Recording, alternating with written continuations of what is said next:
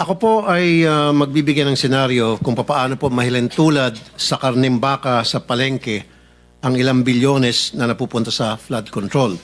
At kung paano po ito kinakatay, china-chop-chop at niluluto.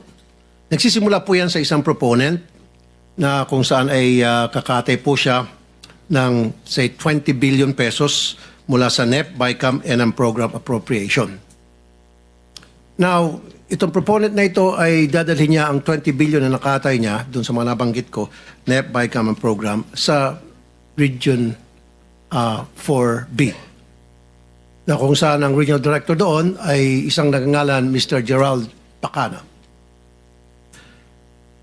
excuse me. Now, yung 10 billion, si proponent na ang gagawa ng project dahil meron naman siyang kumpanya na nagkukontrata. So, ibig sabihin siya po isang contractor. So, hindi na po natin malaman kung magkano eksakto ang kanyang kikitain doon sa 10 billion. Pero, ang estimate po, abot ng 60%, kita niya 40% na lang mapupunta sa project. Ano mangyayari po doon sa 10 billion na titira? Siyempre, kukunin po yun ni Mr. Pakanan. At yung 5 billion, si Mr. Pakanan na po ang gagawa ng project dahil meron din po siyang sariling kumpanya na nangungontrata. And of course, doon sa 5 billion niya, magbibigay siya ng 28% SOP sa proponent.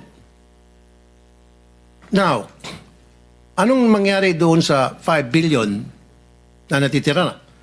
Yun po ay ibibigay ni Mr. Pakanan sa kanyang mga kaibigang kontraktor. And of course, again, si proponent kikita po ng 28%. Si Mr. Pakanan kikita ng 18%. Yung mga contractor, of course, kikita din yun, 30%. Alisin po natin dyan yung 7% para sa tax sa BIR o VAT.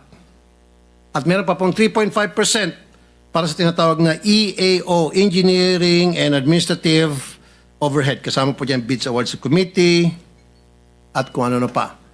So 3.5%. I-add nyo po yan total, 86.5%. Magkano lang po napupunta sa project?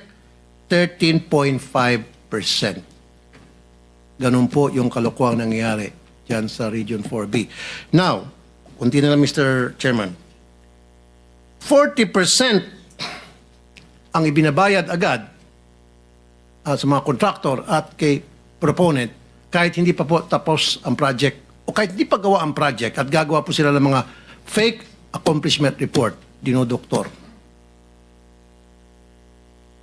Yan po yung example lamang kung paano po binabalasubas